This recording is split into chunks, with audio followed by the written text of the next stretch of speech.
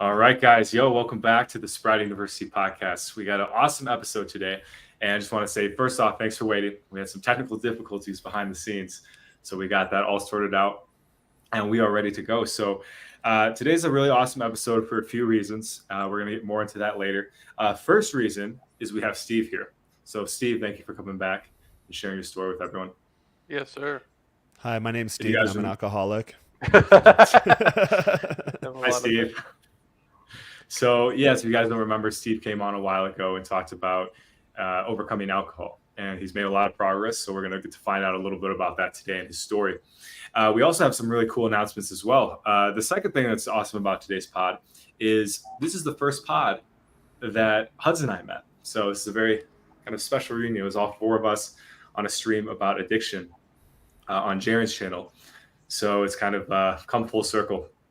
And then we are also today going to be launching the Sobriety University Community. So, guys, so excited for this. I'll dive more into that later. But essentially, it's going to be a place where you can come. You can meet other like-minded people in addiction recovery. We're going to have awesome, weekly webinars. We're going to be doing exclusive content that you won't see on the channel. And then to start off Sober October, we're going to have a little giveaway. So there'll be a challenge posted when you join. So I'll go into more detail later. But let's dive in with Mr. Steve. So Steve, can you start sharing with us how you got into alcohol and, where your life progressed when you started drinking? I think it's a pretty standard story. I think the first time I drank, it was like ninth grade or something like that. I went and was like not the popular kid. Got drunk at a party. Got way too drunk at a party. Had a baseball game the next day. Got in trouble by my dad. All this the standard story with that. But as time went on, it just, it wasn't that bad through high school, of course, but when I got out of high school, I went through a couple of different waves of pure alcoholism, I guess. The early one was like 18. I gained a bunch of weight, drank a bunch of beer, gained a bunch of weight, thought I made it. I'm out of high school. I'm good to go. Whatever. I had I thought life would never change. I was with my friends all the time, stuff like that, girls and, because everybody congregates around booze. And then 2 years later, I'm wanting to join the Navy at, 19, and I was 265 pounds or something like that. So anyways, I ended up nearly quitting drinking. I never completely quit on that first run, but I lost a bunch of weight, got down to about where I am now when I was 3 pounds heavier than I am now. So this is the lightest I've been since like 10th grade. But went through that, did the Navy thing, got out, and then I kind of went back to social drinking. Social drinking in the blue collar world means every day after work, going out to happy hour with your boys and stuff for 5-6 years. I got into sales. Same thing. We were traveling all the time. We wanted to go meet girls and do fun stuff. And everybody in the community, every salesman I knew was out every night having, 5-6 beers, eating wings, doing that kind of thing. Maybe even partying a little late because we didn't have to work till noon the next day. So as far as like the early journey, I don't think I ever really quit or really even thought about quitting until last year when I did. But yeah, and then I went, I kind of got out of my career, got into my business 4 years ago, and I had ultimate freedom. I could do, whatever I want. Basically, I could work hungover because I had basically this job is automatic in my brain, right? So I could just do that, nurse the hangover, be fine, start drinking at 2 or 3, do that until midnight if I wanted, go play some golf, do that there because it was totally accepted. Everybody around me loved it. And then that lasted for like 3 or 4 years, and I'd gotten myself down to like say 220 pounds, and then I got myself back up to 285 pounds over that 10-year period. It was roughly 10 years. And this was up until probably 2000, until I turned 30. So it was like 2020. And then I really went hard. I was living a life that I didn't really like that much. So the alcohol was just, I played the escape game every day or nearly every day for probably 3 years. And then end of last year, I had a friend of mine, Alex, challenge me. Like he said, let's go 30 days without drinking, me and you. And I said, okay, cool. Went 51 days or something like that. And then around the holidays, I went a little hard, really hard. Um, Probably put another 10 pounds back on or something during that period of time. It was like a month and a half. It was wild. Like Dude, how, the relapse is always like so bad. yeah, that's why I'm like, am I ever going to drink again? Because this is really bad. But then the first of the year came around and I felt like absolute garbage for sure. I mean, obviously, it looked like shit. I was kind of floating around like 270 pounds. And then my dad said, hey, let's stop drinking for a year together. And I mean, he didn't drink that much anyway. So I was like, all right, cool. I have a partner in this. Well, I'll go ahead and do this. And I'm not going to let my dad down. The integrity side of that, that would be so disappointing. Right. And thus far it's been 9-10 months at this point. So, I mean, That's awesome, man. Yeah, I was like 200. Thanks, man. I was like 275 when I started that portion of the journey, and then I call it a journey, but I mean it's all a journey. And now I'm 215 pounds, so it was 60 pound drop. I was going to comment too. I know you and I have talked, quite a bit over the years. We've been bros for a decade now, and towards the end of last year, I remember there was a point where I think you and I had a conversation. You were looking pretty bad, and you kind of skirted across the topic, but the whole weight gain thing. Alcohol is terrible for your body. So most of the time when I get coaching clients, I'll see them on the other end of the camera. I can tell that you have that bloaty alcoholic look. I did some drinking this weekend for the Top 1% meetup. I'm just now starting to lose that bloaty look, but your skin gets all red. It gets inflamed. You can tell you kind of look gaunt and your eyes are all bloodshot and kind of glazed over. So I remember seeing you behind the other end of the camera probably about this time last year, maybe a little later, towards the end of last year, and you were looking pretty bad. And I think at some point I told you, like, bro, if you don't stop, you're gonna die. Like I'm not gonna have a conversation with you again because you were looking real bad at that time. And then just looking at you now, I haven't talked to you in a couple of weeks. Your skin looks better. You have more of a vibrant glow to you, and just overall, you're in good shape. And I think weight loss wise, you're quite a bit down too, which a lot of people don't realize that alcohol will make you gain weight. It's just pure poison. It's empty calories. You can't go through protein synthesis if you're on alcohol. And then there's all sorts of biological and metabolic things that get completely screwed up and out of whack when you're drinking. And your body too. I want to say that your body will go ahead and process alcohol before food. So yeah, 100%. Yeah. So like you can even have like food sitting in your stomach and it's just sitting there fermenting whatever until you finally process out the alcohol. Oh, dude. And I'm sorry, Jaron, go ahead. I was gonna do an aside on that real quick. I know back when I was drinking quite a bit that sometimes I'd throw up, but I never threw up from just drinking too much alcohol. It was always like 3 p.m. or later the next day, and that's because, to what Hud said, the food would be in my stomach, but body has to process the alcohol first, and the food would almost go rancid. It was almost rotten to my body was rejecting it, and definitely not a good thing. And a lot of people, if you get into the fitness thing, a nutritionist or dietitian will never tell you this, but alcohol or ethanol technically is the fourth macro. It does provide energy. That's why a lot of people, they say alcohol is a depressant. For me, it's always a stimulant. The minute that first drink touches my lips, I get that energy because it's a real easy source of energy, kind of like sugar. And again, your body does have to prioritize it because it is poison and it can't do any other metabolic processes until the alcohol is out of your bloodstream. Yeah, that's so interesting. When about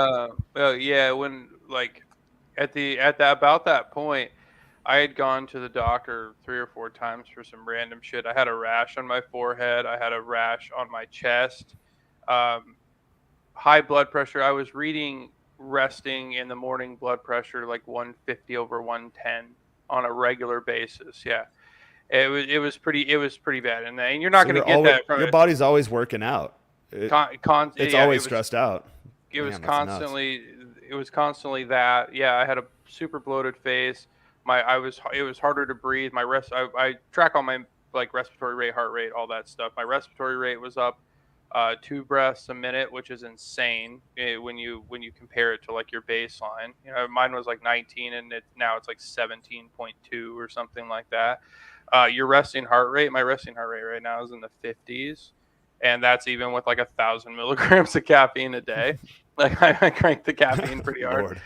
Yeah, it's a lot. And but then it was like 82, 83 constantly. My recovery when I slept was near zero every single day. So you're just basically like drowning your body in trash.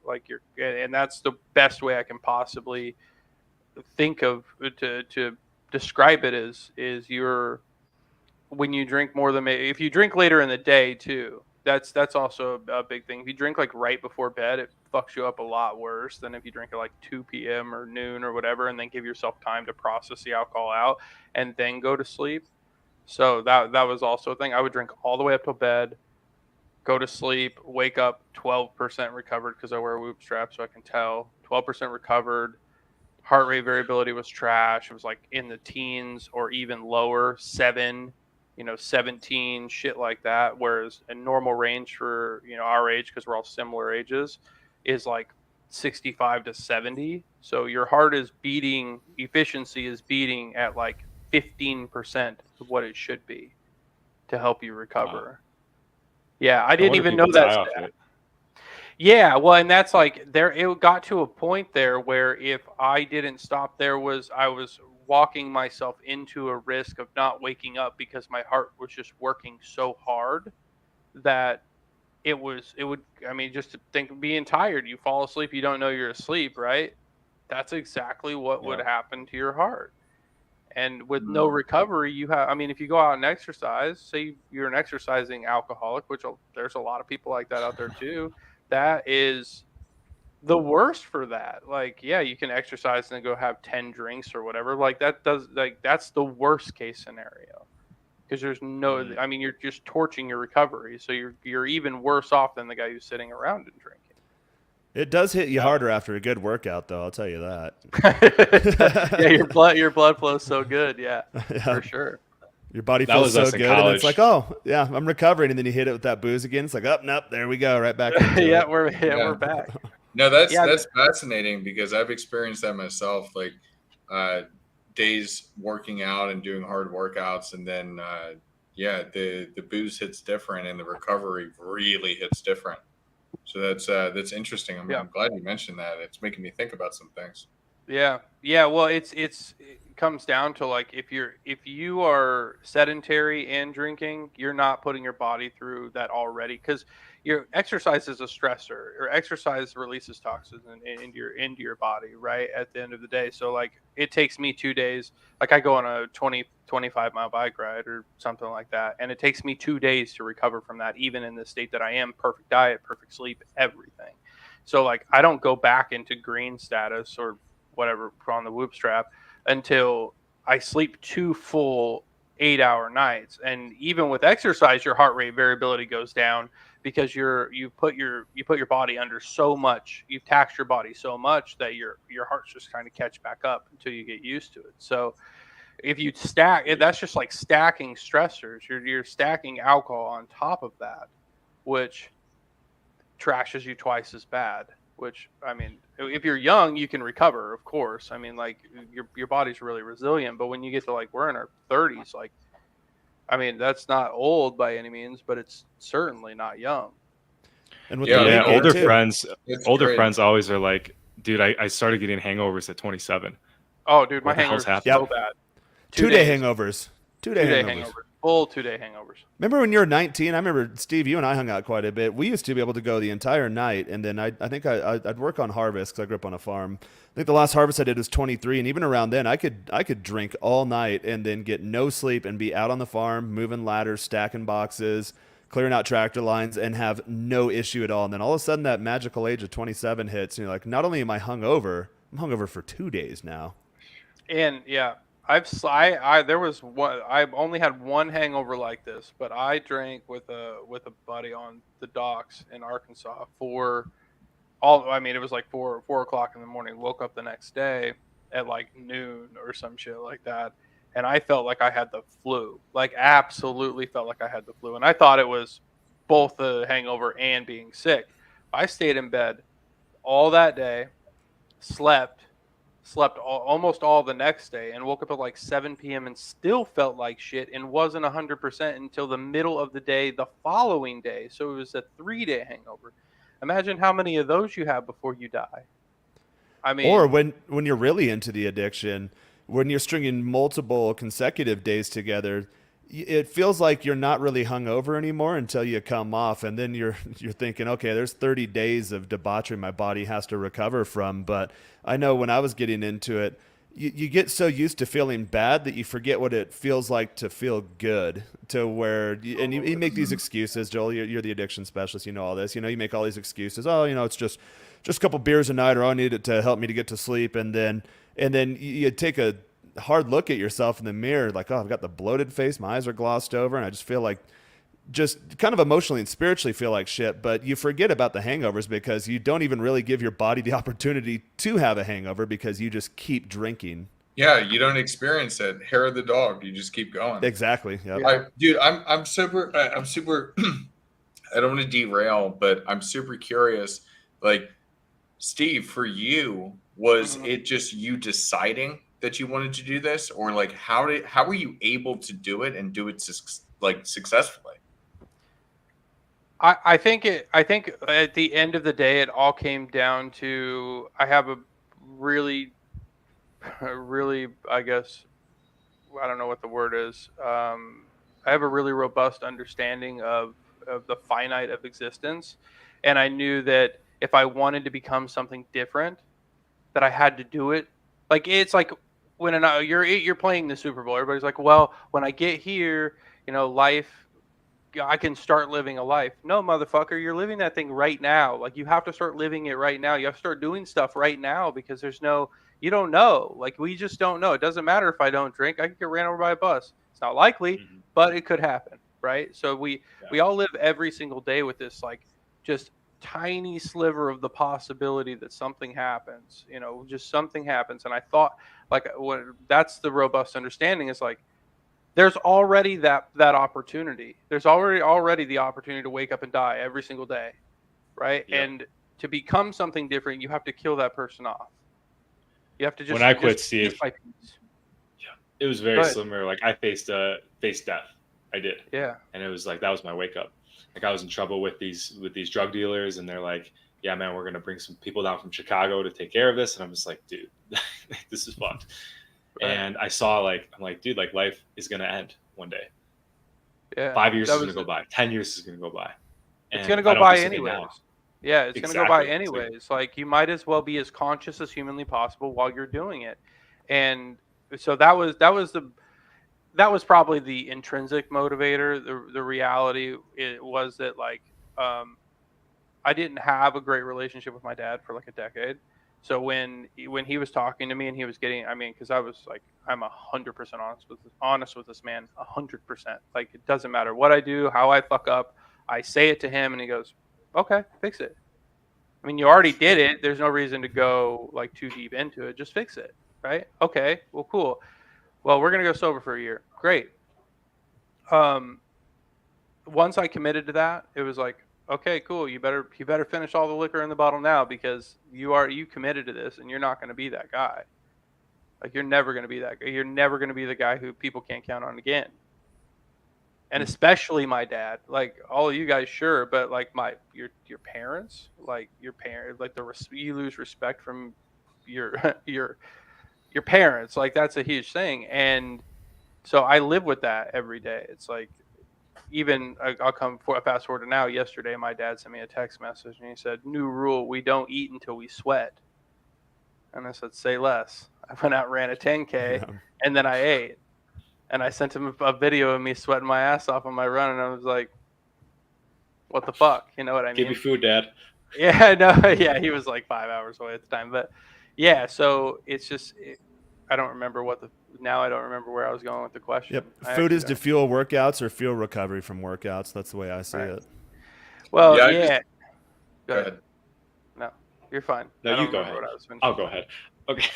Everybody just go ahead. I just want to say, so like, I come from the same type of background. And so, like, I've been through alcohol recovery. I've gone and seen counselors. I've done a whole bunch of different things. I've done, Where is the book?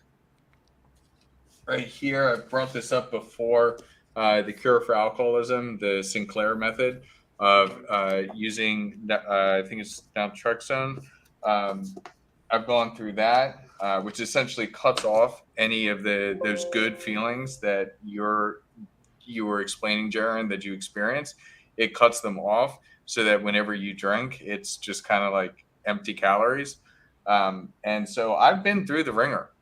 And so that's really what I'm trying to understand is like, how are you able to just do it? And I think you kind of answered that when you're saying like, you just understand that, life is fleeting, but I don't want to increase my risk of it going away quicker than it's already on trajectory to go away.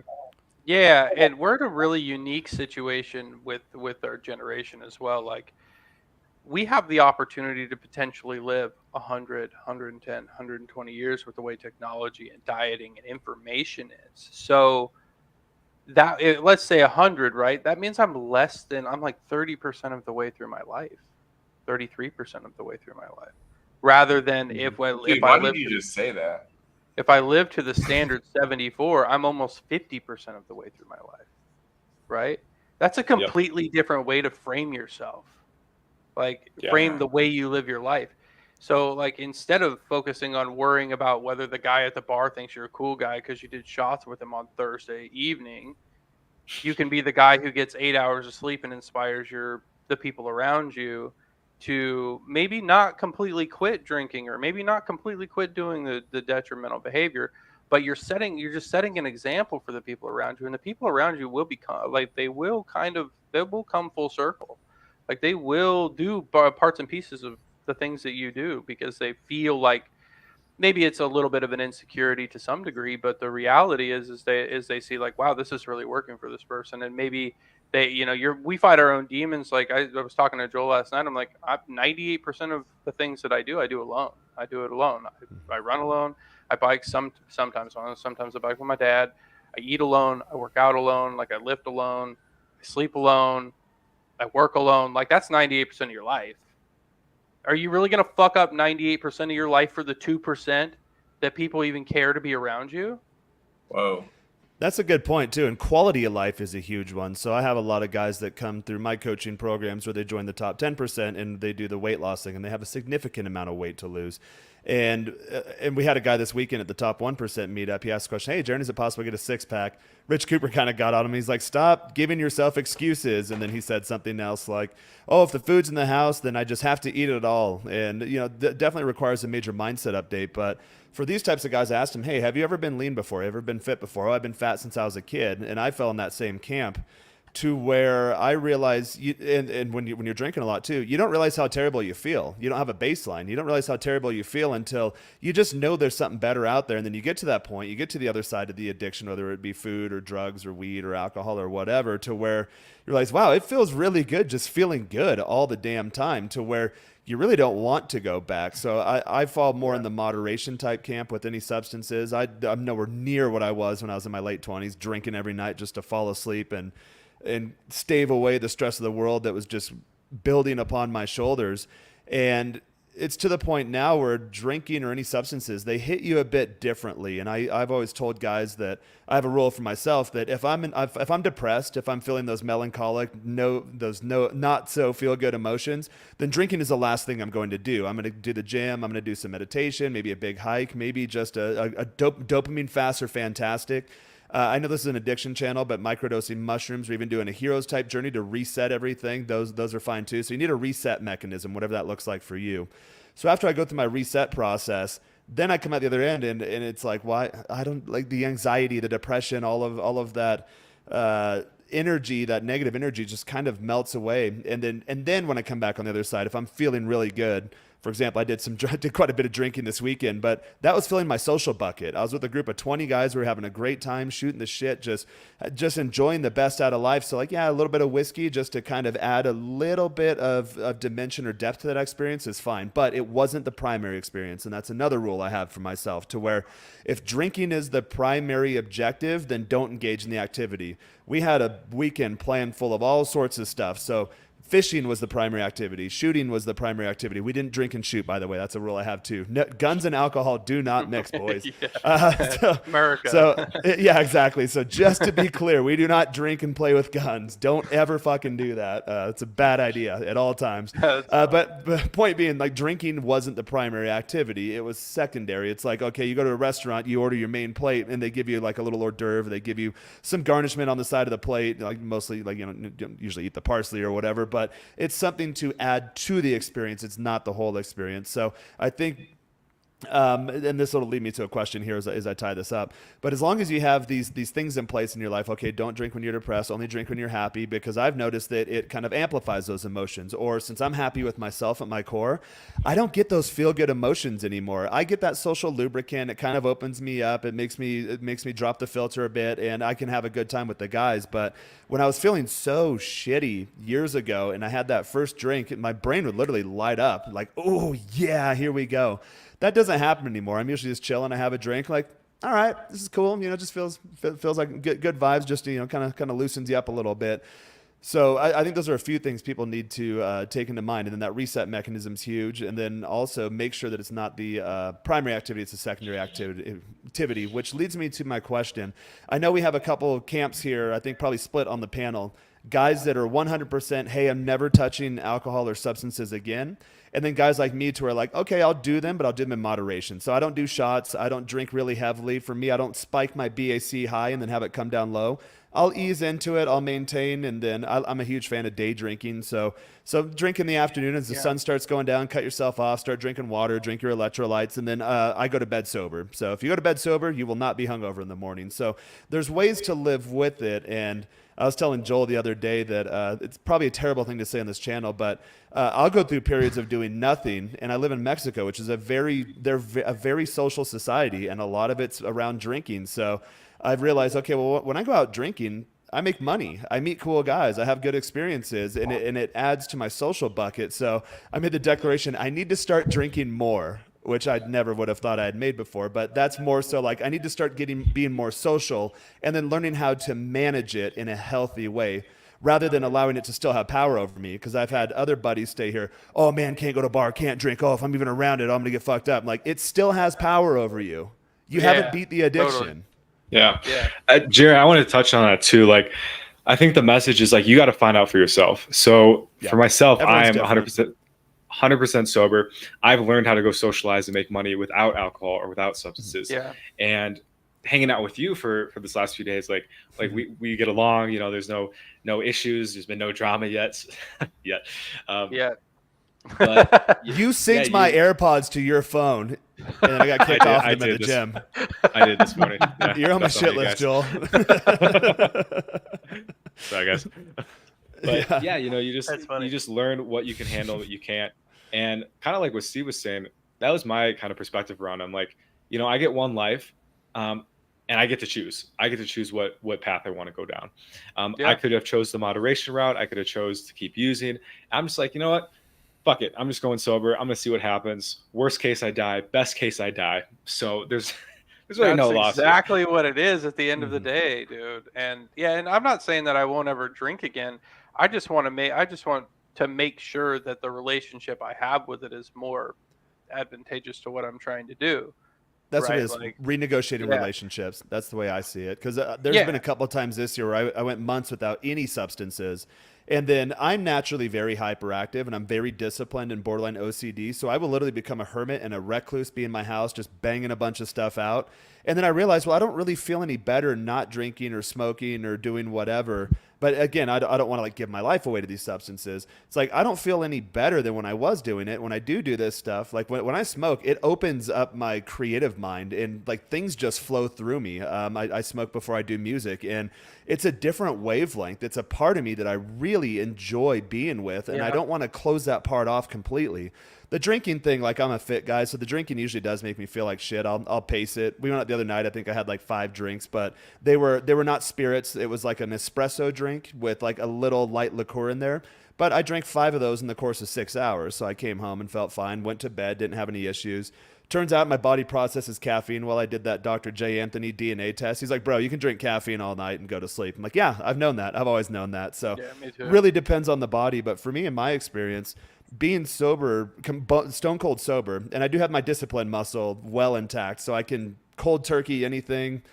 Like, I don't feel like the downs or the withdrawals anymore. It's just, you'll feel tired for a day or two and then go into it. But after 30, 60, 90 days of not doing anything, I'm like, well, my life's not really any better. Not saying that I need substances to have a higher quality of life, but it adds more dimension to my life. And sometimes I like going out and being around normal people and doing normal things and not having to give up those experiences. But so that's why I fall firmly in the moderation camp. But when I say that, I do mean moderation. If you find yourself hitting the bottle, Right.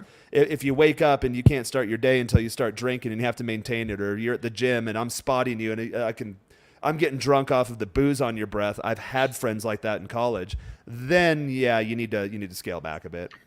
Yeah, and I think that the past this year, I keep telling people, like my friends here, I'm like, hey, I got to get to January 10th, regardless. Like, that's just a non-negotiable. I am 100% sober right now, but I actually fall into the moderation camp as well. And I don't know how I'm going to deal with that over time, right? Because I've never really been in the moderation camp. Well, but here's what'll happen. You're getting fit. It's very difficult.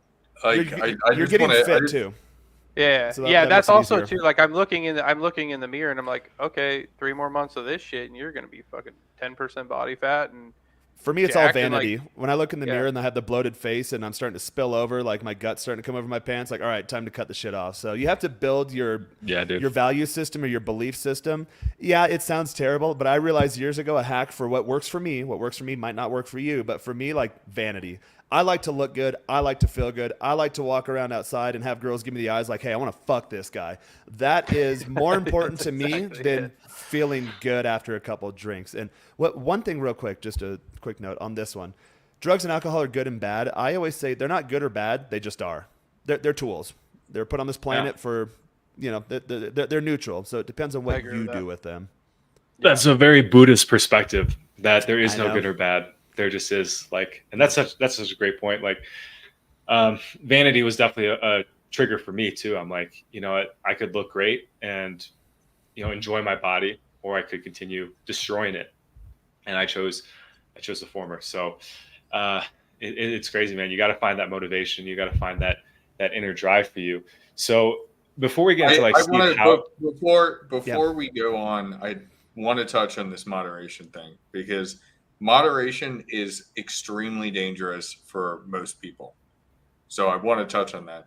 I can agree with that. Moderation tends to be an excuse for addicts who don't want to quit their addiction.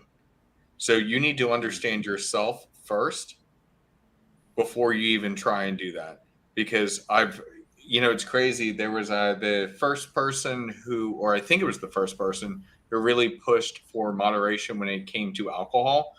She wrote a book and did seminars, and she drunk drove and killed an entire family. And her brand died after that. That's wild. Yeah, clearly.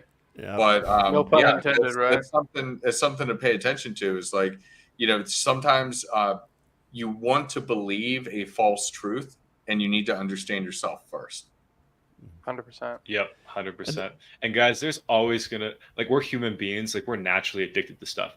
So, like, I still have addictions. Like, I'm working on television, watching YouTube and binging and stuff. So I had like 6 days off the other day, and then I watched like a couple episodes, and the next day my dopamine was really depleted. So that's my moderation. Like, That's but interesting. I find that I'm super interested in that, dude. Because go ahead. I'm super interested screen in addiction. that. Yeah. Well, it just like how you're so hyper aware of the fact that 2 hours of YouTube, because I watch YouTube every day before I go to bed, that's like the casino thing for me, right? Like, if I went to the casino the next day, I was just naturally at like 33% of my normal dopamine level, because it does have to level off. But go ahead. Sorry. Yeah. I mean, basically, it's just like the more stuff I've quit, the more any little thing becomes, like, I become sensitive to more things. So Right. I started off with drugs and alcohol, and then I'm like, oh shit, I use sugar the same way I use wheat. I like binge donuts and Oreos and stuff. So I quit that. And then it was like, oh, porn. Like I go to porn the same way. And it's just finding that thing outside of yourself to find comfort. It's definitely been a challenge for sure. And like, I think I know I have to quit watching TV and stuff like long term if I really want to have like the social success, because when I have that dopamine all steady and going, then I'm much more open with people. I enjoy life more. Like the little things are more fun. Right. Like going to the gym or just even walking through the street. You're like, oh, this is nice. Like this is living. Yeah. For me, gym is my sanctuary. So I always advocate create a baseline, or even when it comes into recreating your new self-identity. So for me, like there are very certain milestones or metrics that I cannot go above in the gym. So there's a certain body fat percentage I cannot go above. If I go above it, I have to cut. Doesn't matter what I'm doing. And I've held that image firmly in my head for so many years that it's just a part of who I am. So for example, this weekend we did some drinking. Like, didn't get drunk once. It was just kind of, sip a couple whiskeys, but I normally don't drink. So that's enough to dehydrate you, to interrupt your sleep cycle. You string a couple of days of that together. And yeah, it's great for the social element, but by the end of that trip, I'm like, God, I'm tired. Like, I'm just powering through. Luckily, I have really high natural energy. So like you can feel the cloud of the hangover, the slight hangover, and just be like, all right, we're powering through this. We're here on this weekend. Yeah. We're here for this mission. This is going to push me forward in these areas of my life. The alcohol is a part of it. Yeah, like for when I was drinking like a real long time ago, like 10 years ago, like actually drinking, like, oh, I have a hangover, so I'll just nurse it today. And then you feel real shitty, and then you end up drinking again because you want to get rid of those bad feelings. But this time, all right, yeah, just power through the hangover. But there's a point where with a day or two left in the weekend where I was looking for, and this happens when I go to music festivals too, I usually rave kind of hard. But for me, I kind of have like a work hard, play hard type mentality. So as the festivities are winding down, I'm looking forward to going home. Yeah, I'm going to be off for a day or two, but immediately hit the diet good again, go to the gym, do long walks, do the cardio, sweat it all out. And then it feels good to be back to baseline. But for me, it's kind of like, I do like to reward myself with those quote unquote, might not be the best word for this channel, but highs. And then you follow that with the lows, and then you get back to baseline. You're like, all right, it feels good, but I'm still enjoying the different vast dynamic range of life. Because again, when I'm stone cold sober, and I've done it a few times this year, 3, 4, 5, 6 months doing nothing, like I'm just a hermit. I'm doing 12 to 14 hours a day. Steve, I've talked to you about this, I think like April timeframe. I'm banging away on the keyboard. It's like, God, I feel like I'm overworking and I'm not working enough. And like my life is unbalanced in that sense. And again, that's not to say I need substances to feel balanced, but I do like to experience like even the gritty side of life sometime. I like to experience the highs and the lows and all the in-betweens. But as long as I go back to baseline, then I have that point of comparison to where, okay, it feels good. Like I'm glad I had the experience, but I'm even more glad to be back to my baseline. Yeah, I can definitely double down on that. Probably the easiest part of this year so far has been not drinking. The hardest part of this year has been the lack of social interaction that I've experienced overall.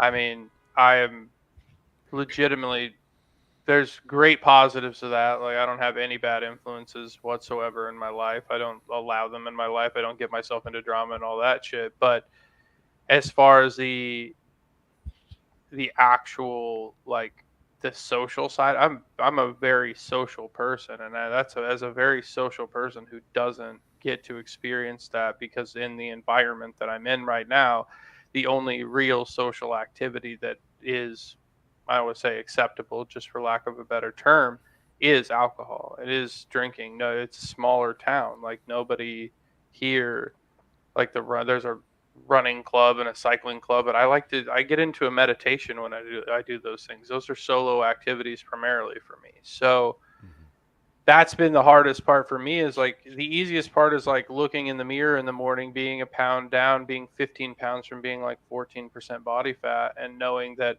I'm getting to the point where, I'm becoming a 1% of 1% men overall, with finances and body fat percentage and just mentality overall. It is making me a lot stronger in that sense, where I don't need as much social interaction to feel validated, because that's a huge thing too. But at the same time, that's the balance. It's such an impossible balance when you want to be part of like I'd love to go to a camping, like me and Jaron used to go to camping weekends, get drunk and hang out with girls. That's what we used to do. I don't even go camping because what the fuck am I going to do when I'm camping when I'm sober? Like, I don't know. I don't know what's going You literally on. go camp. Yeah. Well, It's the way you go ahead. This is a really important point you bring up, because that's one of the biggest hurdles that people have to go through, is that year or two of solitude and really finding yourself again, because you've been living so much of your life doing one thing, and now you're just like in a completely different realm almost. So I think, it's really important that people find a community of people that they can connect with, whether that be recovery groups, whether that be like the running club, anything where you can get a little bit of social interaction. But to be honest, it's you are going to have to go through a period of some isolation and loneliness. It's like, it sucks to say. It's one, it'll make you stronger, like Steve is saying. Like, you're starting to see there's some benefits. Like, I love hanging out with Jaron. I love going out and like meeting people. I could spend another week by myself and I'd be okay. Like, I need it and I don't at the same time. Absolutely. That's the major thing, is I'm learning that it's okay to not be completely stimulated all the time. And it's not like I go to bars, but most of because I live in a super liberal state, they have a lot of like non-alcoholic stuff, because liberals are generally leaning more healthy. So like I go drink a non-alcoholic beer. Like, I don't care. I like it. I actually like non-alcoholic beer more than I like regular beer, because it doesn't have that gross aftertaste to it. So like, and they've come out with a lot of like craft non-alcoholic beers. So that's my version right now of moderation. And that's probably what I'm honestly like 90% of what I'm going to do if I do decide to start drinking again.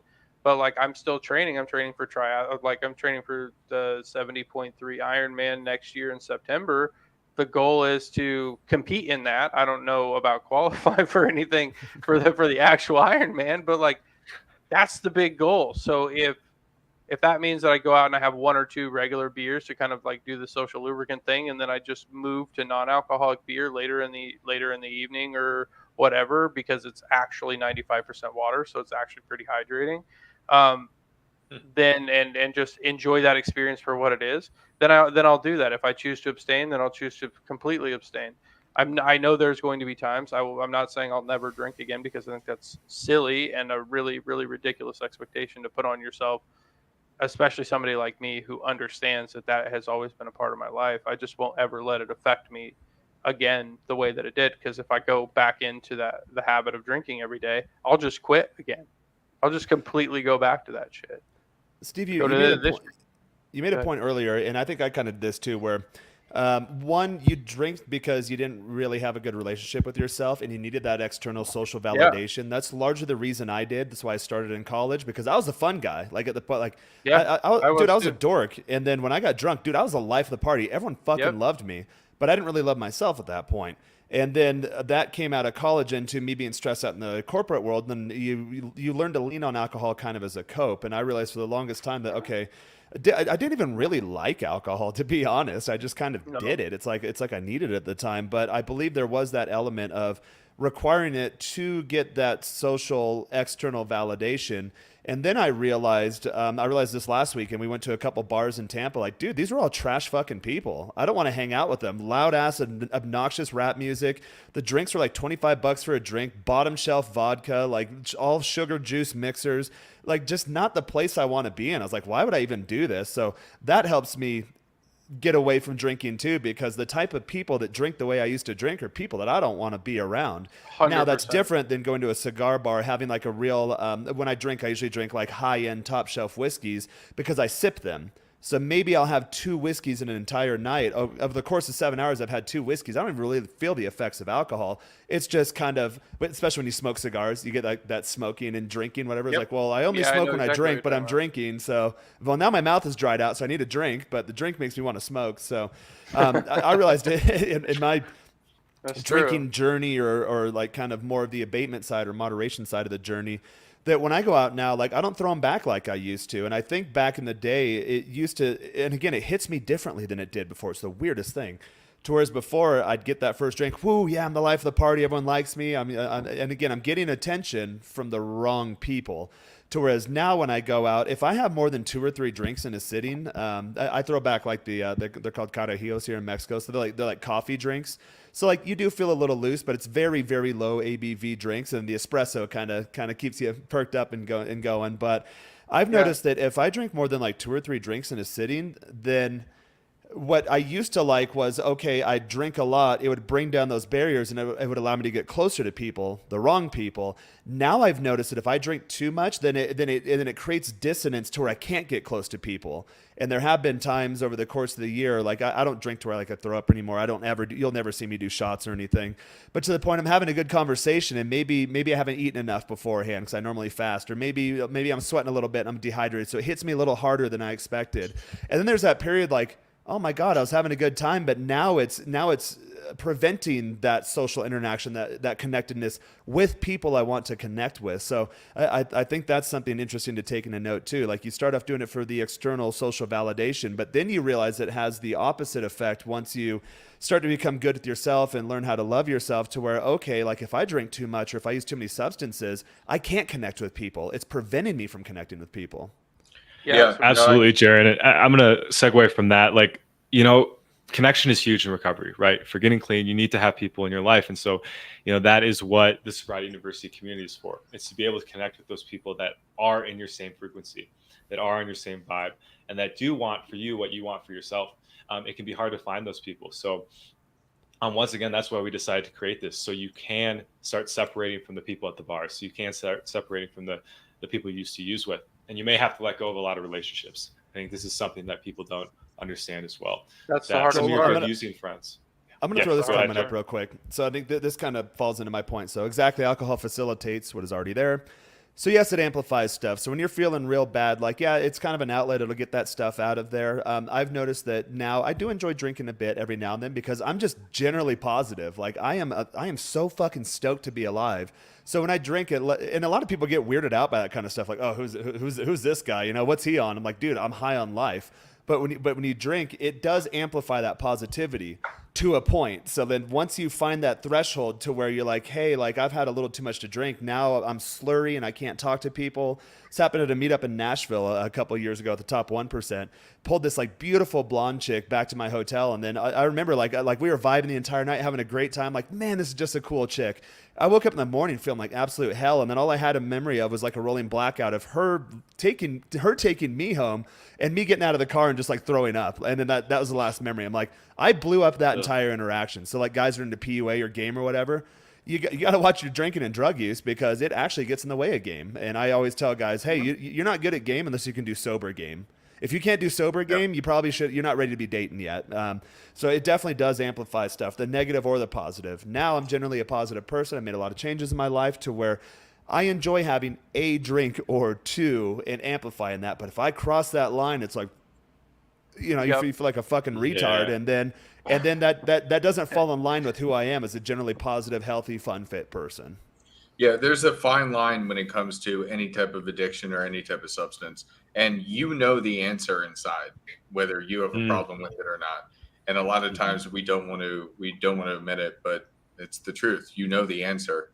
And so if you feel that way, then that's what's so fantastic about the community that Joel has built, because you got a whole bunch of people from all different areas of life dealing with all different types of addictions to be able to help you, have that new community. Every single time you make a major change in life, your friend group and the people you're associated with, it's going to change. It's scary. I don't view it as isolation. I view it as a transformation, I guess I would say. Yeah. Ooh, like a cocoon, right? Like you go into your cocoon and your metamorphosis. If you're your own best friend, then you're never really isolated. So I always advocate that on my channel. Like become your own best friend, and then you're never alone. And then you'll realize when you come across quote unquote normies or normal people, you're like, I don't want to be around these fucking people anyways. Like I'm better company to myself than 99% of the people out there. Dude, there's a reason why I don't go. All right, I love the Birds. I'm a huge Eagles fan, but there's a reason why I don't go to the games, and it's because of the people there. The tailgates and everything else. It's pretty ridiculous. Yeah, I mean, one angle of this we haven't really touched on is the financial implications of it, especially for people who are entrepreneurial, side hustle-ish, shit like that. I mean, you have a finite amount of energy during the day, right? I mean, I know that at 10 p.m. my time, my brain shuts the fuck off. Nothing. YouTube 10 to midnight. I'm in bed. I don't give a shit about anything. But between 7 a.m. and 10 p.m., I'm on fire the entire time.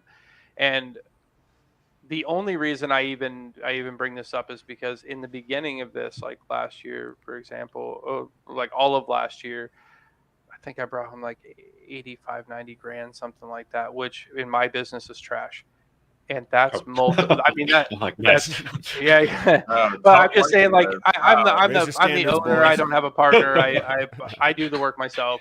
But like for my business, that's not very good. Like the average salesperson in my business makes 200 grand. So like I brought home 90, being a support business as 100% of the profit as an owner. So that's just perspective. It's like it's a little bit different, and I can explain this more off stream. But and then I go back and I look at the bank account. I'm like, whoa. Like I didn't notice because I'm in the middle of working the same, what I feel like is the same all day long, every day. So I don't really I'm not keeping score with myself. I'm just trying to get what's done in front of me. Right. 100%. I'm just trying to do my best. Well, it turns out that I'm turning out higher quality work at a higher rate. So what happens to that? Right. You're like, wow, this is okay. Well, this is compelling. You mean to tell me that I quit drinking alcohol and I did nothing different other than quit drinking, and maybe exercise helps a little bit with the mentality side of it. But like I produce higher quality work that gets me paid more money because I get paid on commission in my business. So you're like, whoa, okay. So you're telling me that I could actually this choice could actually make me wealthy, really, truly wealthy. Holy shit. What's going on here? Like, now that's a completely different game because I'm like, can I deal with loneliness for 2 or 3 years before I completely destroy this game, right? And go back to being a complete degenerate? Can I hang on to the kite a little bit until it happens, and then maybe test it at that point where I have 3 months of like, oh shit, moderation doesn't work for me, but it didn't take my bank account, from like whatever, call it 50,000 a month down to 10 or 8 or 5 or 2 or whatever the number ends up being, right? So it's like that adds a completely different layer to the game. Yeah, I actually it's funny that you mentioned that because I had mentioned this to Joel. I purchase out so I am the moderation camp as well, and so I purchase alcohol through one solo account now, so that I can track exactly what my expenditure on alcohol is, and it is crazy to see how much you can spend on alcohol when you put it to one place. Because most of the time we just, you buy something, you go to the bar, you buy drinks, whatever, you don't think about it. But when you put it all in one place, dude, I was spending $1,500 a month on alcohol. Damn, dude, I was about to get my number. When you met me when you met me in Houston when I was going through a lot of my stuff, and then I went through a transition phase to where all of a sudden I was like done drinking, got really into the gym, and then fitness became my new addiction, and that is an addiction too. I had to get to the point like, you know what, I'm good with my body now. I just need to maintain, just age gracefully, just general health. I have all kinds of problems in that space. Yeah, but I traded my alcohol addiction for a fitness addiction. Dude, I got jacked. Like I looked like a fitness model within a year. It's fucking awesome. But then I'm like, all right, now I'm giving my life over to like just the gym and diet. So I need to, moderate that too. But towards the tail end, when you came down for a bit when I was in Houston, I was spending $900 to $1,100 a month in Houston. I know you had me beat, but at that time you could go to a bar and beers and wells were like $2 drafts and $3 wells. So I was throwing back some volume to get to that $1,000 price point. And then what you also don't realize is the lost opportunity cost. All of those hours I spent drinking, I could have been building this. I could be 5, 6, 7 years ahead on this right now. I'm thankful we're all here today, but in my head, I'm 36 right now. Literally, when I get younger guys, I got a lot of younger coaching clients. Hey, I'm 26, I'm 27 years old. I'm like, God, I feel like I'm still that age because I threw away an entire decade of my life. I wasn't there. I wasn't living for me. Yeah, alcohol probably cost me at the end of the day inside my business $1 million. I mean, overall. Yeah, it cost me 10 years of productivity. And I mean that, like, obviously straight face, like you understand, like, if I would have applied myself the way that I'm applying myself, or have applied myself this year, because it just happens that I quit drinking basically at the beginning of the season, beginning of the year. My work is like 8-9 months where it's hard as shit, and then we go through a maintenance and cleanup 3 months. So yeah, I mean, it probably over 4 years cost me, based on the numbers today, $1 million, $1.2 million, maybe $1.3 million overall in profit. I tell people that too. Like when I coach them, it's like, all right, guys, like think of it as an investment, right? You're putting a couple years down now, so you can one day live that dream life. And like it's crazy. People just see how much time they spent using. Like I lost years of my life. All the time. It's all of the time because it's not just the drinking, or whatever you're doing. It's the hangover. It's the driving to Walgreens to go get a fucking Pedialyte. It's the researching stuff to cure a hangover because you're so fucking miserable. It's the anxiety. It's all of that. It's 80% of your fucking life. I love that. It's 80% of your life.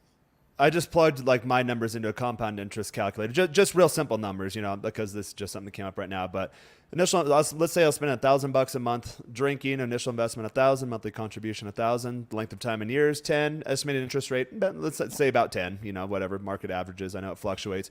Compound frequency annual. I plugged it into the calculator. It's about $200,000 that like I could have in my pocket. I don't even want to go there with my shit right now. That's That's just if I took the money spent on drinking and put it into like an index fund. That does not include the lost opportunity cost of me aggressively going after big deals, seizing new opportunities. Yeah. So fun activity for you guys. Plug it into an I'm not doing that. I'm not doing the fucking index fund 14% times whatever the number is, compounded over even 5 years. No, thank you. I'm good. Guys, I get it. So going off that, an exercise you can do, and this is kind of scary, so take this with a grain of salt. Count how many days you have left of your life. If you live to that 100, 110. Oh, yeah. And then really start to be like, okay, is each of these moments. And when I did it, I was like, fuck. I have this many hours left. Oh, shit. I better maximize each and every one. And the closer you get, the closer you get to it, the faster those days go. You notice the older you get, the faster the years go. You're like, damn it, another birthday? Dude, I'm almost in my mid-30s, and like I feel like I was just telling you I turned 30 like the other day. Like it's the weirdest thing. Yeah. Yeah, I still remember celebrating my dirty 30 like it was last weekend. I'm like looking at 40 now. It's like, oh, whoa. Like I'm rounding up to 40. Think about that, Jaron. Think about the last time we saw each other, like in person. Think about the last time we saw each other in person. Oh, when was that? Was that like, Houston? It was 3 years ago. Yeah. Was it? No, I don't even remember when it was. San Diego. It was 4 years ago when I moved to your house after that thing happened in Arizona. Oh, that's right. Yeah, you came by for a bit. And I was there for 3 weeks, and that was 4 years ago. Yeah, I forgot all about that. Yeah. That was 4 fucking years ago. That's a whole high school. That's high school. 1,400 days college. roughly. Yeah, that's a start of a career. Like somebody could start a career that day, and then be a mid-level executive in 4 years. Holy shit! Oh, I left the U.S. 3 years ago. Like it feels like it was just like that. But I've done so much since I left that I don't even remember my life back home. Wow. Do you remember Steve, how to speak English? Yeah, I'm doing all right, aren't I? Steve, something really important you said too is that, as you're doing the right things, right? So you're doing the things that you need to do to have success with this. You're exercising, you're eating well, you're connecting with people, you're doing all the right things, right? So what I tell people is like, guys, if you can give it a couple years and do all the right things, exercise, take care of yourself, you might find that you hit that 3-year mark and your life is so good that it won't even cross your mind. Like after the couple year mark for me, I'm just like, there's no way I'm going back. Like it's too good. Yeah. It's too good. My whole life. Yeah. It's that first hump that's so hard for everybody, right? Yep. I would say like realistically, like when I was talking to Joel the other day about this, I was like, I don't even know if it's like if it's possible for me to get that way again because I understand what this side of life is. Like I'm sub what I like weight wise what I was in high school, and I have twice the muscle. Like as far as I'm concerned at this point, like I'm fucking dialed in. What am I gonna do? Like, am I gonna go back to being a piece of shit? No thanks. Like, I'm good. I'm of that mindset too. I said this on Rich's channel the other day, and I got blown up in the comments. But for me, like, I lost 100 pounds of weight when I was 17. I was drinking a lot, just decided to stop and change myself at 27. For me, none of this stuff is ever hard. Like, hey, I want to look like this guy. I want to make this much money. And then you just do it. And I was telling Joel this morning that I have guys that I coach that have like substantial amounts of weight to lose. And they get really good progress really quick.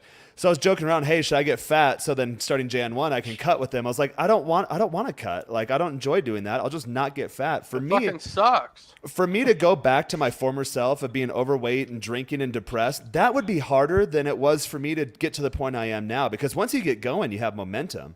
For me, it's like, hey, you look in the mirror. I did it when I was 17 and I did it when I was 27 when I was drinking too much. I look in the mirror. I'm like, this isn't me. I'm not doing this. And then you just get rid of that. Like you set like, this is who I am. I am not living my purpose. This is not my identity. This is not who I am. Jaron Scott is not a guy who's a big sloppy fat fucking alcoholic. And then the next day, you're just not that guy anymore. Now, you still have the physical consequences. It takes some time to get over that. But for me, and I know I always get shit for this, it's not hard at all. You just have to want it. And if you want it, then everything else kind of falls in place. I can honestly say it's not even discipline. It's just habit. Like once you get past what you're talking about, that difficult part of the game, right, is like that first 90 days. I call it the first 60 days because I think 60 days for me, the physical like thing. Every once in a while, I'm like, man, I could really use a fucking beer right now. This is absolute nonsense. And I say it I don't actually want a beer. I'm just saying it. I'm like, oh, that, because it's like I think it's an American thing. I don't know. But now I forget where I was going with that. Oh, now like I plugged my shit into like my stats, I guess if you want to call it that, into one of those delusion calculators of who I am, how much money I make, how tall I am, all that shit. And I looked at it and I was a top 0.001% of men. Bro, I was in Florida last week, walking around that place. You're like, oh my God, like I'm doing pretty good. And I did want to bring up this point, and Joel, I know you and I have talked that like in most recovery programs, there is, I believe it's the first step that you have to realize there's like some kind of higher power. And I think for me, that's what's made it really easy because I want to transcend in this life. I don't get too woo-woo or whatever, but like we are infinite energy. We're in a physical manifestation now. Every religion in every point of history in every point of the globe has known this. All of a sudden, like, 50, 60 years go by, we have like the Cultural Revolution in the 60s, and it's like, oh yeah, no, let's throw all this shit out the window. No, you cannot be a smart person, a sane person, if you don't understand that core human fact. Now, that being said, knowing that I'm the universal life force and it flows through me, it makes it really easy because these are lower frequency behaviors. These are keeping you in the flesh. These are keeping you down. I want to transcend. So when I look in the mirror and I'm like, hey, like I'm not vibrating at a higher frequency, this shit's got to go. It's not tough to let it go because to the contrary, like rather than waking up feeling hungover every day, I wake up feeling fucking awesome. Why would I want to go back to being hungover every day? It's not fun. So that's a very good point. The other day, I got myself consumer debt wise. I was in a lot of debt up until this year, and then I just got myself.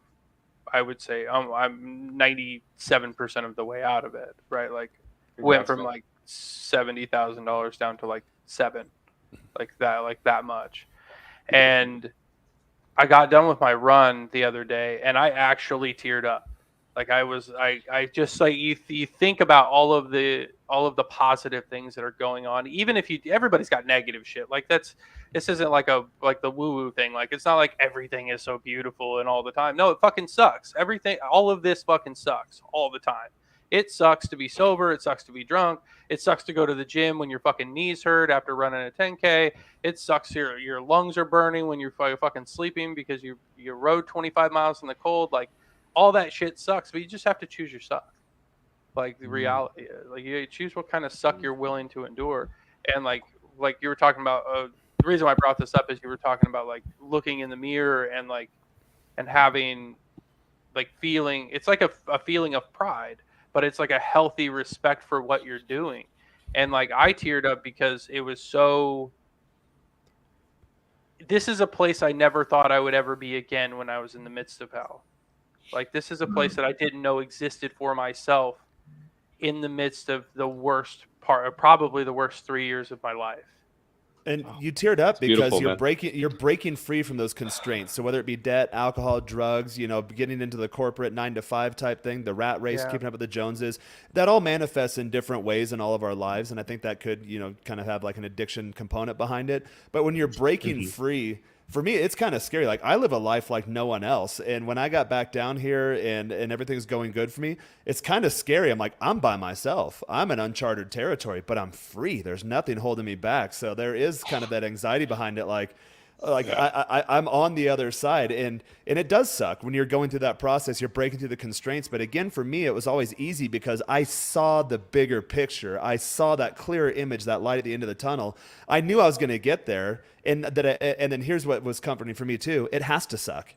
It's not worth it if it doesn't suck. So Rich Cooper always says, embrace the suck.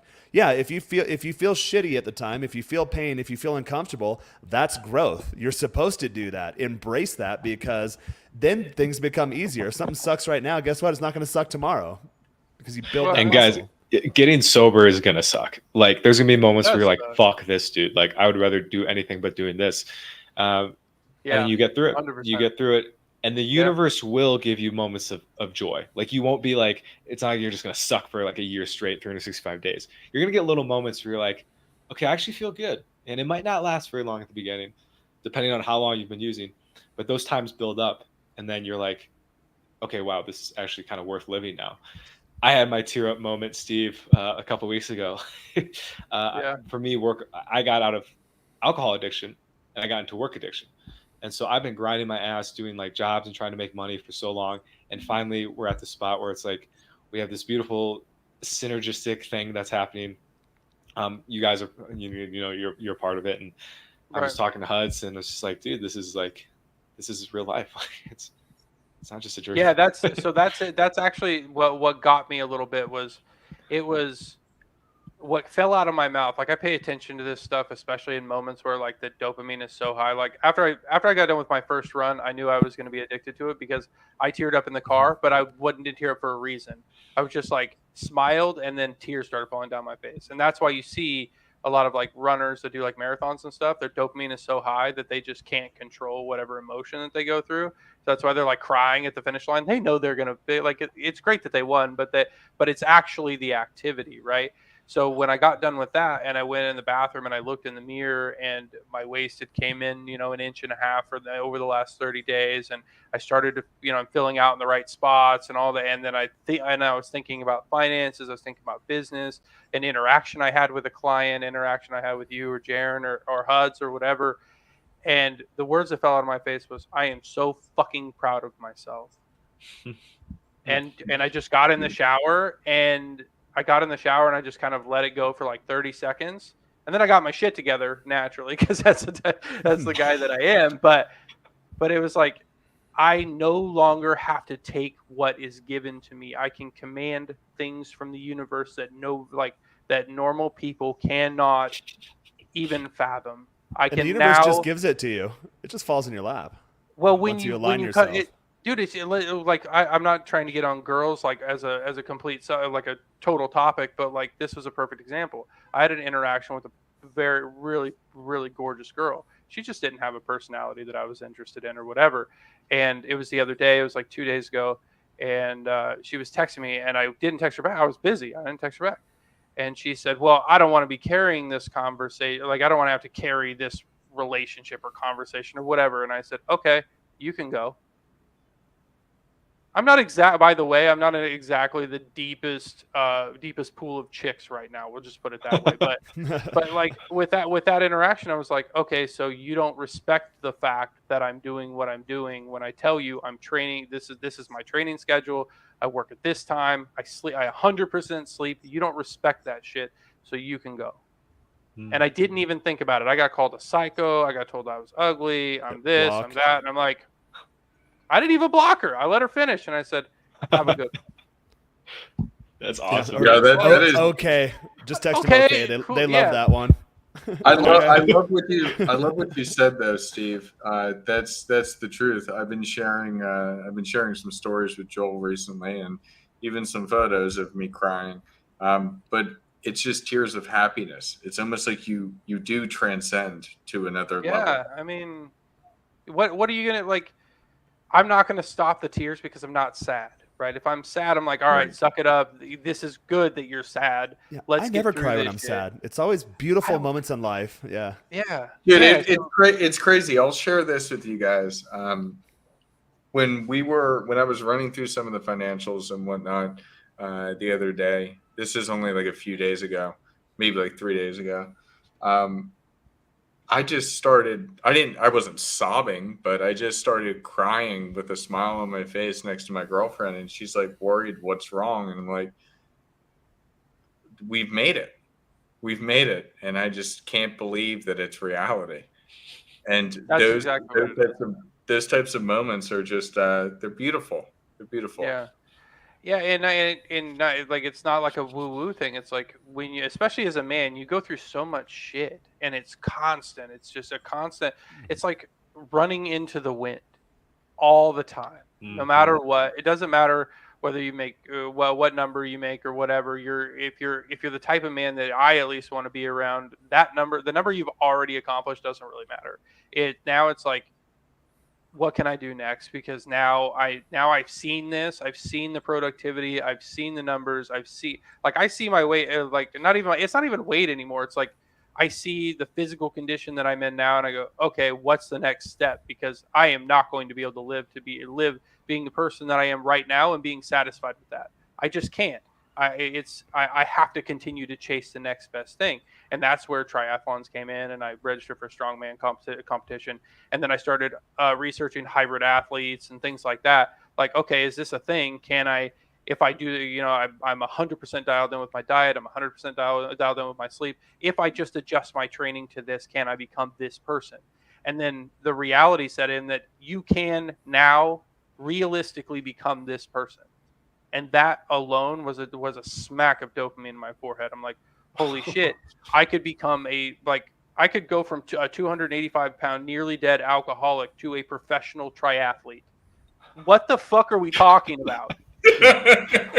Like, how did we do that? That doesn't make any sense. I could go from $70,000 in debt, owing my friends money, owing my parents money, to a millionaire within 18 months of just putting down the bottle. You cheated. You cheated somehow. I probably did. Yeah. I don't know. Yeah, like I'm actually. What's funny is I was telling Jaren I got a hormone test kit the other day, and I'm freaked out about needles. I don't like poking myself with anything. I don't know what the fuck it was, but I stood in the bathroom and listened to System of a Down for like 20 minutes, just to get the fucking gall up to poke myself with that fucking goofy needle that they sent, so that I could get my hormones tested.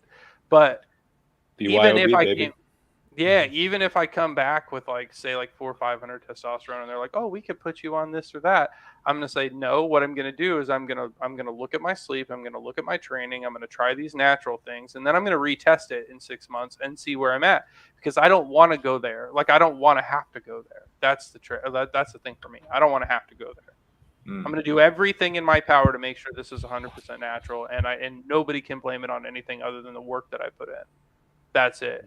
And that's not for anybody else. That's just for me. That's like, I know that there are things that are out of my power, of course. And there's nothing wrong with going that direction. But for me, I'm going to do 17 fucking things before I get there. And all of those things are going to suck. So when I get there, I go, okay, well, I tried everything. I didn't just go from 0 to this or 0 to that. That's usually what your doc has you do anyways, too. I had needle anxiety for a long time, tried all the stuff, was able to get it up, and then when I went back to like I did like a Clomid monocycle or whatever, like got it up in mid-range, and then the minute I got off that, went back to still higher than it was before with all the changes, but still on the very low end of the range. Then eventually I had to get over that needle anxiety, which I get it now when doctors give me shots, because like I know all my injection sites. I know the points to where I don't feel shit. I know where I'm like not going to get little nodules and where I am, because I've been doing it for years. So, but when I go to the doctor, there's 1, 2, 3, jab it in, and you're like, holy fuck, like, let me inject myself. I know how to do it. I know my body. I know how it works. I've been in this body for 36 years, and I'm still learning cool shit about it. It's pretty awesome. Yeah, and okay, so I was looking at enclomiphene because I know that my testosterone's pretty good. Like I can feel it. I know that it's good. Way better than it was, at least. And when I was looking at it, I was like, okay, well, how is that going to affect my training? How's that going to affect me being able to participate in the 70.3 Ironman to qualify for, because Lance Armstrong or whoever fucked it up in the endurance sports world for everybody, where you actually go get tested for this shit. And if you test in a higher range than what's normal, then okay, this isn't good. You're officially disqualified. Probably, I would assume it's like a 5-year ban from being able to participate in these races.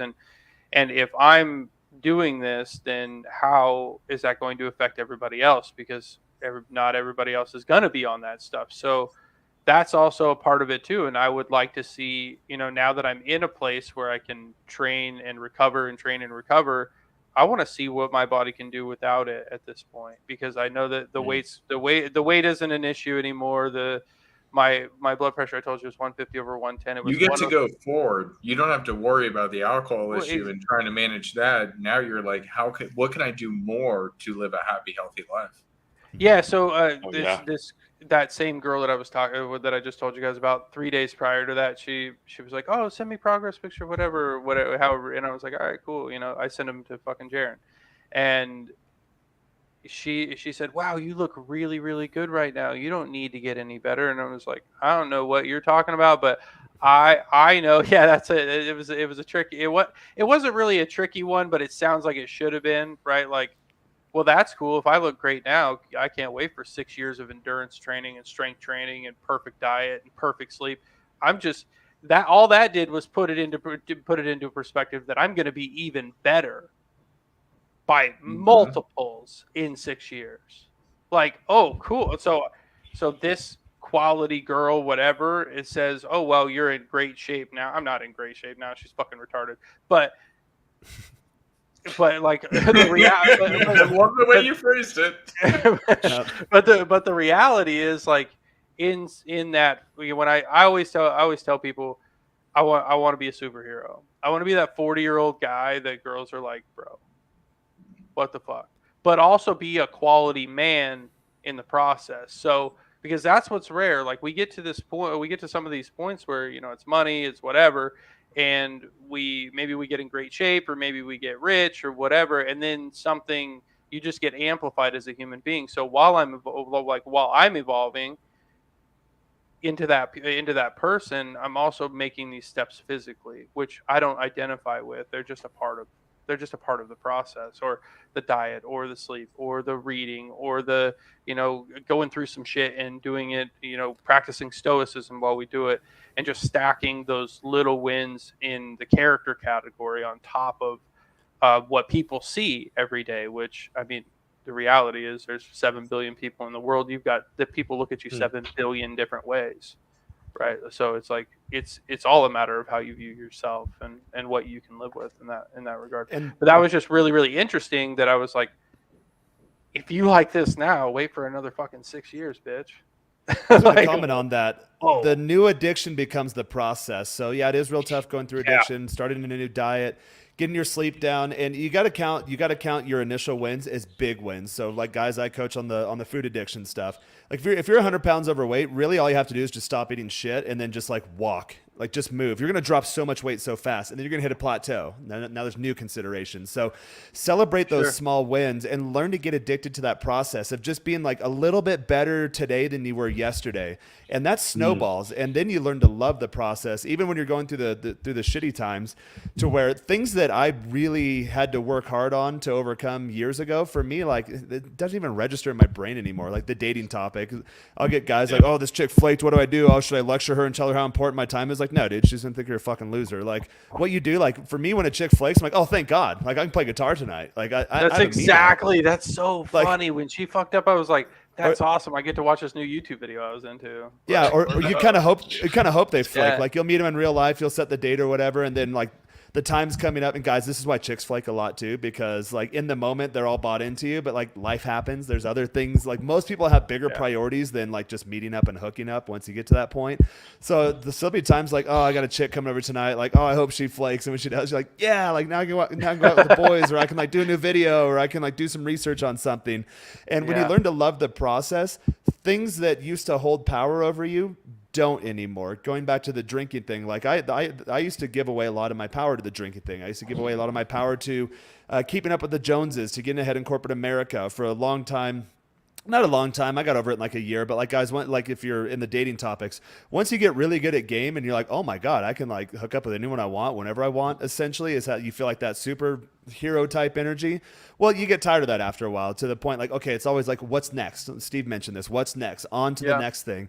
And then you look back over the period of a span of 10 years. I think I started my transformation 2017 or so. Like it's not even 10 years.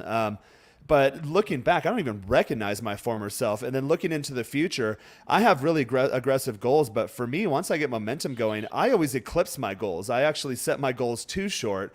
So I'm like, all right, here's an idea of who I want to be when I'm this age, or here's an idea of where I want to be there. And then a year, like 18 months goes by, I'm like, oh, I'm already there. Like, what do I want now? And you can literally I have my coaching clients do this, take a pen and paper, or pull open like a document.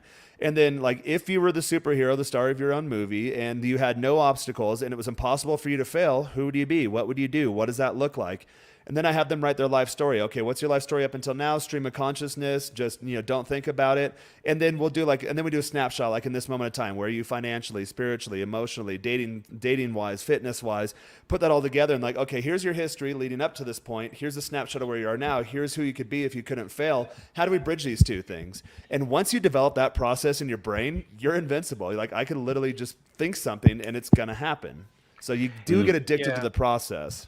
Yeah, Jaron, we were at the gym yesterday, and Jaron, we were talking about like what we're gonna eat, and Jaron, you're like, "Are you addicted to not being addicted?" I was like, "I think so." I think I've said that. I've met a couple of friends like that. Like they give so much energy, like, "Oh, I can't do this," like, "Oh, I can't do that." I'm like, dude, if you want a coffee, have a coffee, but just don't be slamming shots of caffeine at midnight and then like tapping your feet at 3. Like, oh, I can't fucking sleep. But like, it's like if you want to do it, but don't give your power away to it. And that wasn't meant towards you. A lot of my friends actually are like the 100% sober type thing.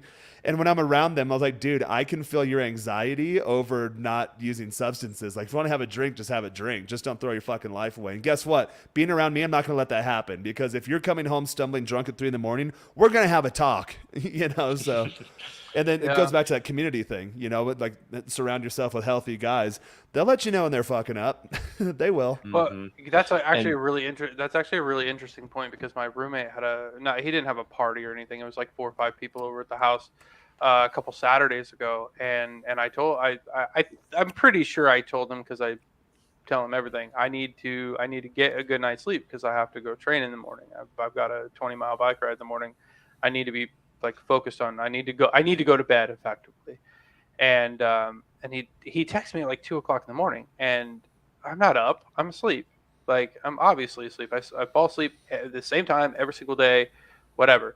And the next morning, like, I woke up and I was up between like 2 and 5 in the morning, and I was fucking livid. Like, but I'm not going to say anything to him. It's his house. Do you think? Whatever. I'll just take a mental note, and if the shit becomes a habit, then I'll rearrange my life. It's fine.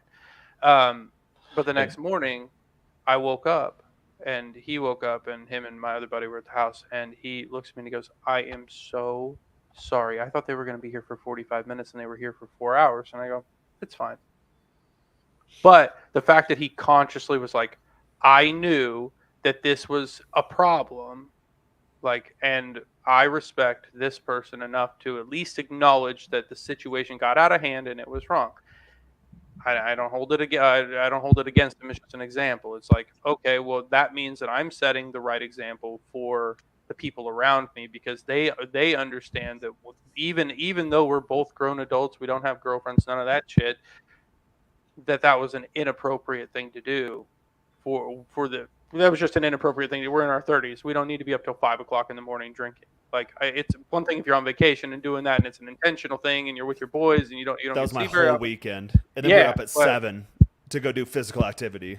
I couldn't do it. So- I'd be asleep till 2 p.m. and then my I sleep was so cycle would be looking all forward fucked to up and that, like not doing that anymore. Love the guys to death. I'm like, I want to go home and get like solid 8 hours and get up and go to the gym and like get back in my routine. Right. My routine. Right. And I work really fucking hard. That makes sense. That makes sense. Definitely. Like, and I think that's what's so important about with Joel launching this community here is having those like-minded individuals where you're not dealing with that type of stuff. And yes, when you go ahead and quit substances, yeah, it sucks because it's a life change, but it doesn't suck because you get the opportunity to go ahead and meet other like-minded people, and you can go on your mission and continue to transcend into whatever it is you could be.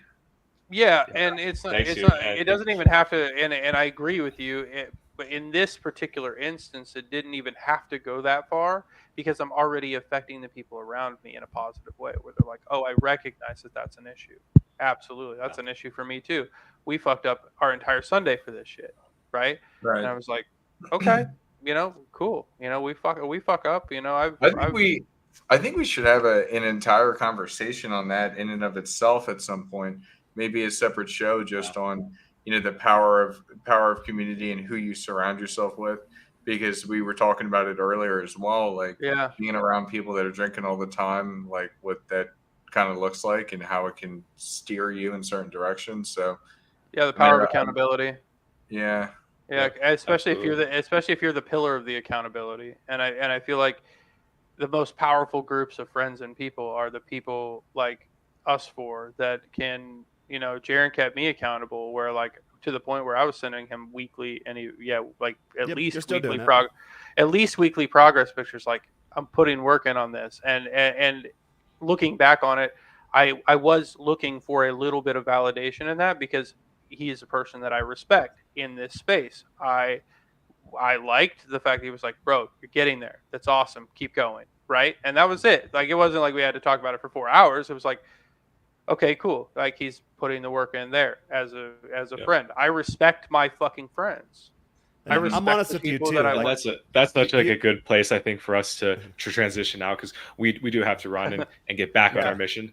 Ironically, right. Yeah, totally. But we'll have another conversation on it soon for sure. And so, guys, let's just go around the horn and tell people where you can find you, what you're up to in the internet space. And Steve, we'll start with you. Go ahead. You can find me on Instagram, Esteban the Bold, or Facebook, Steve Barker. Doesn't really matter. I'm actually now, I've kind of pushed a little bit heavier into IG as far as the hybrid athlete angle and a little bit more spirituality and accountability angle. So if you wanted to follow me, I post a lot of my endurance workouts. I'm not fast by any means, so they're not impressive numbers at this point. But the point is, I want to get faster, and I want the people who are following me for that purpose to see that incremental progress is the only progress that you need to be worried about, and that not every day is going to be perfect. Not every day you're going to, you're not going to run your fastest times every day. You're not going to sleep your deepest or your best every day. You're going to go through struggles regardless of whether you're doing everything right or not, and it's okay, and you just need to stick to it. And that's the whole reason why I decided to start posting those workouts and the calorie burns and all that stuff. Is like, just keep going. That's my mantra. Just keep going. Just do one more. I love that, man. I didn't get good sleep last night, so thank you for the reminder that it's okay. We'll get you on the whoop strap. You'll be fine. We'll get you dialed in. You'll get addicted to sleeping good. Nice. Huds to you, my friend. Yeah. So only 2 things I want to mention here. One, I am a dating coach. So if you needed to do anything with that in your life, definitely hit me down there on IG. Also, as I shared before, I've gone through alcohol addiction. So if you have any issues whatsoever, any questions, or any of the questions on like nutritional stuff, different things like that, and how things progress, dude, I've got it all. I've spent too much time learning. I have too many books. So hit me up with a question. I'd be more than happy to help. And that's all I got. And Huds will be in the community as well, so you can talk to him there and get some one-on-one support. All right. Well, my name is Jaron Scott. I've done a rebrand recently to Gringo Guides. You can still find all my stuff on Men's Shrine. That's more for kind of the personal development that I was going through. But I'm at the point now, I want to get out there and make my impact on the world. So rebranded. I live life in Mexico like no other gringo I've ever met. I speak perfect Spanish. I went to school down here, went to one of the best colleges in the country. Didn't realize it at the time. Played ball in the Mexican League. So I know the lay of the land in and out. Have a real good time doing it, and didn't realize that I have a lot of value to add in that area because there's a lot of people that are interested in that. But it still allows me the freedom to talk on the game topics, the fitness topics, the remote living type topics, how to make money online and live abroad, how to set all that up, do the minimalism thing, how to get to that point. So really, if that's kind of like the area you'd like to move in, definitely hit me up for those topics. I wouldn't fancy myself necessarily a dating coach, but I have a system full of sequences that work pretty much to like a high degree of accuracy to where like I know she's here in this stage, she needs to go here, here's what you say, we need this, and you just run them through a system. It's like an inbound marketing funnel for you sales marketing guys out there. So I do touch a lot on those topics. I am going to hit the intercultural angle. Joel, it'll be fun having Joel down here with me because I get to relive these things like as if I were down here for the first time. I moved down here in 2006 the first time around, so a lot of years going into the Mexico and LatAm type markets there. So definitely hit me up for that stuff. I have a course that's coming out around Thanksgiving time, so give me a follow. Let me know you're interested in that. You'll start seeing more of that coming around as we get closer to that date. I also manage the top 10% group with Rich Cooper. That is an extension of his top 1% entrepreneur level group. It's more of a feeder level type group. There's a lifetime membership there. It's a get your feet wet with the group concept, build a brotherhood of like-minded men looking to level up in all areas of love and life. And in fact, I just came back from his highest tier group meetup this last weekend. We went deep sea fishing. We did tactical training with Navy SEALs. We didn't go out like looking for girls or anything. Most of the time was spent sitting around the table, kicking back and talking about business, life, philosophy, and like how to get ahead with like some serious heavy hitters. So guys, if you're thinking like, all right, cool, I'm the lone wolf, but I'd like to have a good network of guys around me. I'd like to have a brotherhood. I'd like to have a tribe, and I'd like to get in the room with some serious fucking heavy hitters and get to that level very quickly. That's the group you want to get into. Again, hit me up on Instagram at Gringo Guides for more information on that. We are closing that group on 10/31, October 31st, and it will not reopen until next year. And we will put a $50 or a 50% price increase on that. And that's because as guys level up, we can't bring people in at lower price points because then they have like a year of work to do. So we're using price point as a filter. If you want to get in now, hit me up. You only have a few days to do so. Otherwise it's closed. You can get in later, but it's gonna cost you $500 more. So that's entirely up to you. That being said, guys, I want to thank you for stopping on by. And Joel, I'll kick it over to you. Yeah, thank you, Jaron. So first off, Steve, thank you for coming on and sharing your story. It's been awesome to hear your progress over this 10 months. It's inspired me. I'm like, if Steve's going to the gym, I can go to the gym. So you're helping people, even though you might not see it. And that's. Are you gonna get on a bulk, dude? I'll coach you through bulking. I didn't mean to. I'm getting on a bulk. Yeah, myself. Oh hell yeah, I'm getting jacked with Jaron. Sure. We've been talking back. Oh, that should be your IG, jacked with Jaron. Jacked with Jaron. Yeah, there we go. Oh, that's actually really good. Buy the domain, guys. Name change again. Right. We almost messed up Jaron's. Well, I did. By we, you mean you. Yeah. I'll take responsibility. So we got it yesterday. It's official. Gringo Guides is yours, and I feel so relieved because I'm like, yeah. I just. Anyway, coming full circle here. So, Sobriety University Community is now live, and it's Hudson and I have been talking a lot about this. It's just surreal. Started 7 years ago with just being miserable and wanting a different life, and now we get to have this conversation with all these people here and help you guys grow. So hit the link down below if you want to check it out. You can go to the website, and there's going to be also one-on-one coaching there if that's something you're into. We have a couple of guys that have been on the podcast recently that just went through the coaching and they got sober. They're staying sober. They're motivated, and it's just exciting. Like it's just awesome. Like what I help people see is that if you can put your purpose in the forefront of your mind, the substances will lose its power because you'll be like, wow, I have something way more important than getting high every night. I have this dream, I have this vision, and that's what these guys are doing. So you'll see them on the channel for sure. We've done podcasts with them. Check them out. And then, so if you guys want to join the community, it's $10 a month, very affordable. Like I know a lot of people that are getting into recovery often are not financially lucrative. So we wanted to make this price point available for almost anybody. Once again, we're going to be doing live calls. We're going to be doing exclusive content. You can meet other like-minded people that are leveling up in all areas of love and life. I really like that line. Might have to steal it, Jared. And you can just too simple. You connect with people and you learn from them, and you get better every day. So check that out, guys. We're also starting the Sober October challenge. So right off the bat, what you got to do is you got to post 3 times in the community how your sobriety journey is going. You can leave tips, you can leave feedback, anything like that. And then I'll choose 3 people at the end of the month at random. You'll get a $50 gift card to one of the supplement stores in my hometown that I got sober in. Supplements are a huge part of my recovery. We'll have a whole podcast on that, like all the different supplements you can take. I was able to get off antidepressants by taking certain supplements. So I really stand by them, and we'll definitely have some talks on that. So other than that, I'm trying to think here. We're gonna, you'll see all these guys again. We're all growing together, and like something Jaron really said, and with this, like you choose your consequences. You choose.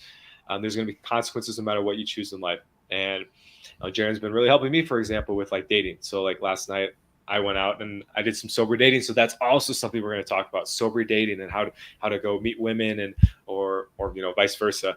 If once you're sober, because you don't have to go to the bars, you don't have to get drinks, you can go out, you can just meet people. And so that's what I did last night. Jaron gave me a little motivation, and went out and hit the streets and met like 13, 14 women, had some great conversations. I'm connecting with them now, and it's just like, the first 2 sucked. Like I did not want to do it. I'm like, I would rather do anything but go talk to this woman right now. But you push through, and then you see the results, and you're just like, that was so freaking worth it. So with that, guys, come on over as well to the Men of Now channel. We have a dating channel that we talk about dating pretty simply, and you'll see Jaron on it, you'll see Hud's on it. Steve would love to have you on the channel sometime to talk about that. And other than that, I could go on for hours, but I think this is a good time to wrap it up. So I once again appreciate anybody who's come on today, and for your comments and your feedback. Really appreciate it. Thank you guys so much, and we'll talk to you in the next one. Adios.